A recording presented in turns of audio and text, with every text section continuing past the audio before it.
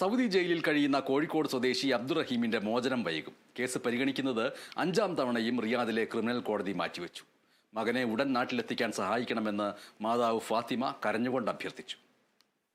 വേറെ ആള് ജയിലിൽ കുടുങ്ങുകൊണ്ട് വരുന്നുണ്ട്. എൻ്റെ മോനക്കും ഇങ്ങനത്തെ ഒരു വിധി അള്ളാഹു തന്നതാണ്, ഒരാളെ പണിയല്ല. അതുകൊണ്ട് ഇഞ്ഞ് പറയാൻ കഴിയില്ല. മതി.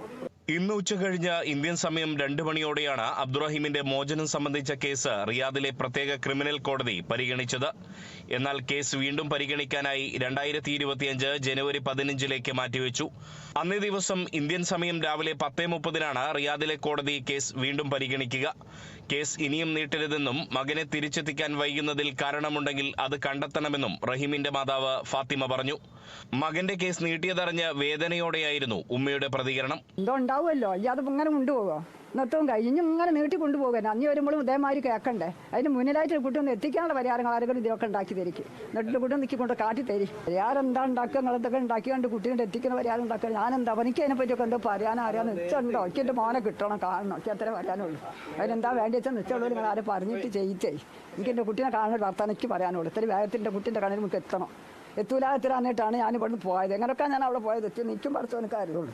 കേസ് പരിഗണിക്കുന്നത് തുടർച്ചയായി നീട്ടിവെക്കുന്നതിൽ നിരാശയുണ്ടെങ്കിലും പ്രതീക്ഷയുണ്ടെന്ന് റഹീം നിയമസഹായ സമിതി ഭാരവാഹികളും പറഞ്ഞു. മറ്റ് വിഷയങ്ങളൊന്നുമില്ല, എല്ലാ സംഗതികളും തീർന്നതാണ്. ഇനി കോടതിയുടേതായിട്ടുള്ള നടപടികളാണ് പൂർത്തിയാകാനുള്ളത്. നമ്മളെല്ലാവരും വളരെ പ്രതീക്ഷയോടുകൂടിയാണ് കഴിയുന്നത്. എന്തായാലും കോടതിയുടെ നടപടികൾ പൂർത്തിയാകണമല്ലോ. 100% ഞങ്ങൾ പ്രതീക്ഷയുണ്ട്. അല്പം വൈകുന്നു എന്നുള്ളതാണ് ഞങ്ങൾ പ്രയാസപ്പെടുത്തുന്നത്. സൗദി ബാലൻ കൊല്ലപ്പെട്ട കേസിൽ കഴിഞ്ഞ 18 വർഷമായി റിയാദ് ജയിലിൽ കഴിയുന്ന റഹീമിന്റെ മോചനത്തിനായി 36 കോടിയിലധികം രൂപ മലയാളി സമൂഹം ഒറ്റക്കെട്ടായി സ്വരൂപിച്ചിരുന്നു. ഇന്ത്യൻ എംബസിയും റിയാദിലെ കോടതിയും മുഖേന സൗദി ബാലന്റെ കുടുംബത്തിന് മോചനദ്രവ്യമായി ഈ തുക നൽകിയതോടെ റഹീമിനെ വധശിക്ഷയിൽ നിന്നും കോടതി ഒഴിവാക്കിയിരുന്നു. എന്നാൽ ജയിൽ മോചനം നൽകുന്നത് സംബന്ധിച്ച തീരുമാനം അനന്തമായി നീളുകയാണ്. Riyas KMR, Kerala vision news, Kozhikode.